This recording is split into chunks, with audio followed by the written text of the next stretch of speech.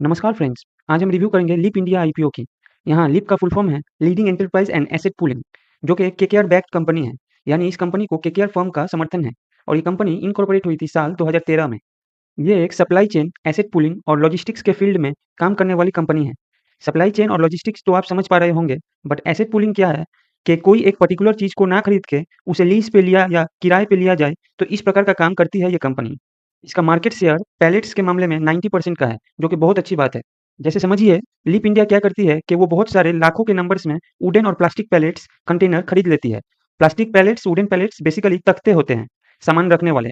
तो ये कंपनी इन सब को ह्यूज क्वांटिटी में बाय कर लेती है।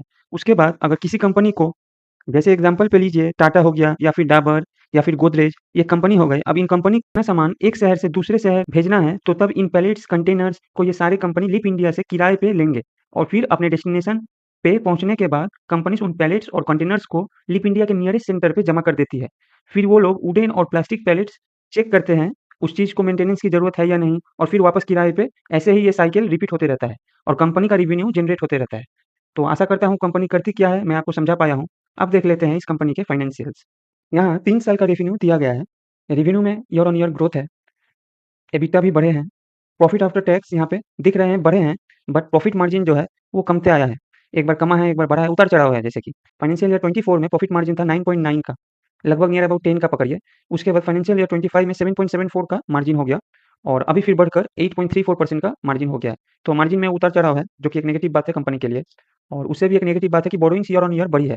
अभी फिलहाल में बोरोइंग्स है 1017 करोड़ की, तो बोरोइंग्स तो काफ़ी ज़्यादा है इस कंपनी पे। इस हिसाब से डेट इक्विटी रेशियो अभी 1.1 का आ रहा है, जो कि काफ़ी ज़्यादा है इस कंपनी पे date.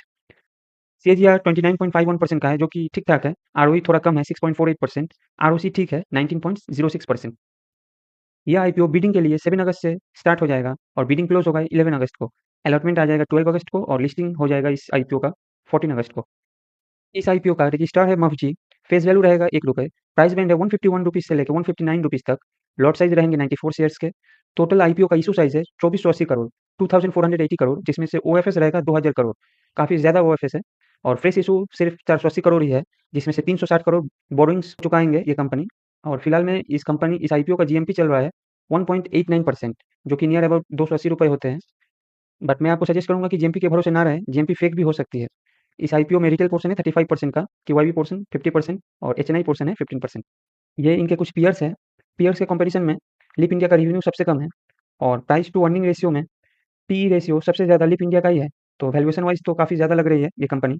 Price to book wise भी बाकी सारी कंपनियों का 3 से लेके 6.25 तक है और लीप इंडिया वैल्यूएशन माँग रही है, जिसके हिसाब से प्राइस टू बुक रेशियो हो रहा है 6.48। तो वैल्यूएशन तो काफ़ी ज़्यादा माँग रही है इस कंपनी।